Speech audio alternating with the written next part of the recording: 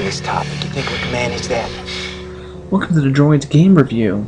That's right, I'm back, and let me tell you, I feel like I have diabetes now. I know, there's some people out there that have diabetes, and this is not a slander to people with diabetes, but holy fuck, did you play Thief? Have you played it? Then you don't know what I'm feeling.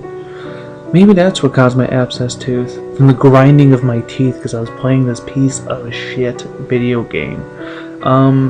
I'm going to try and keep this review brief, and if you want to read the review, it's on Mr. J's Blogs Canada on Tumblr, and also it's been on the Droids page as well, and it has some very interesting review.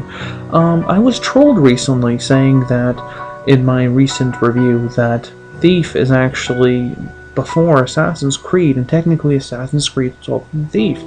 And that person is correct on one hand. However, the difference between Assassin's Creed and Thief is that Assassin's Creed got the equation correct and now have millions of dollars, whereas Thief does not.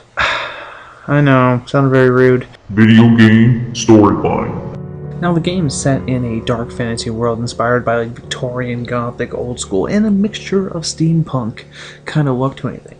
You play a character named Garrett, who is a master thief who has been away from a long time from his hometown, and now he finds that it's ruled by a tyrant named the Baron. Now, the city, like any typical old school game, is ravaged by plague and people being poor, and the rich continue to be prosperous. But the problem is with this game is I don't know where it's going. You want to know why I know it's going? Because one, I couldn't get past the beginning, like the third chapter of the game, because it was so bad. Like, I mean, the storyline wasn't appealing at all. It felt like a typical revamped storyline that's been overdone hundreds of times over. And then when you have a franchise, and I hate to bring it up, like Assassin's Creed, it's hard for you to get into another franchise like that. It's kind of like playing Call of Duty and then saying, oh my god, Battlefield came out, I wonder if the storyline for that's good. And you sit down, you play Battlefield, like, nope. Oh, that was pretty horrible to say, but really, the storyline was horrible, and there's nothing you can do about it. So, I mean, ultimately, where's the storyline to go? I don't know, but I implore anyone, whoever finishes this game, if you want to send me an email or even a message on how this game ends, I could just YouTube it, but I don't want to waste the energy and the bandwidth to do it. So, if you just want to tell me how this game ends, you know what? I'll give it a shot then. But really, as it stands right now, 1.5 out of 5 shadows. Video game gameplay. I mean, the game is not completely flawed, right? Like, I mean, there was a lot of complaints about this video game, and I think the one that stands out the most is that this game really tries to be an Assassin's Creed knockoff in a first-person world. And I know to go back to that original comment about how Thief was here before. I'm like, well, you're right, Thief was here before on personal computer that no one ever plays video games anymore unless it's World of Warcraft or some type of MMORPG. Too real. But, I mean, when it comes down to console gaming, really, Assassin's Creed has completely destroyed the market. So now when you put it in a first-person perspective, the game will make you nauseous. The game gives you... It's just the way how the game is engineered. It's very hard for you to be a thief if you can't see your surroundings at all times. Like in Assassin's Creed, you're a third-person shooter, so you can see someone sneaking up on you or not. Whereas Thief, you can't. So that makes it a lot harder. And the control scheme, especially when you're trying to flip over between weapons, on a PlayStation 4 you have the touchpad. It is useless and borderline pain in the ass to use when you need to switch weapons. So that doesn't help you at all. You're spending more time looking at your controller, looking at the inventory box to ensure you're grabbing the right weapon or tool that you utilize, rather than just playing the game free flow.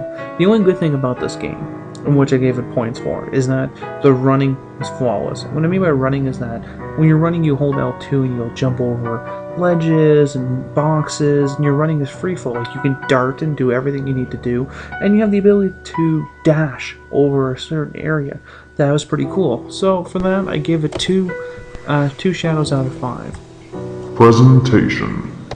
Now, voice acting has evolved many ways over since the old Resident Evil director's cut day, when it was like, Jill, unlock that door for me. Like, the shitty voice acting days are gone. So I thought. Wow.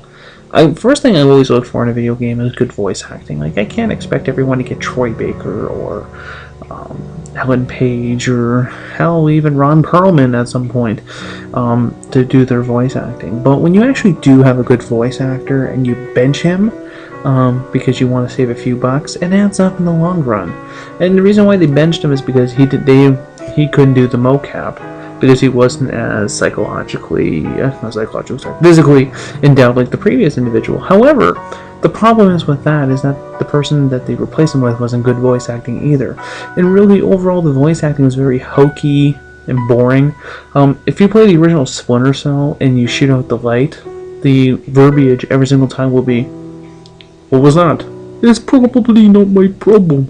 Like, really? I know my buddy Mark's laughing right now, but if you don't spend the money for the voice acting, then what's the fucking point? Now, moving on to the next part of it, the shadow stealth part seems to be the only thing that's good about it, because you're able to jump in and out of the shadows flawlessly, and the color shading is perfect.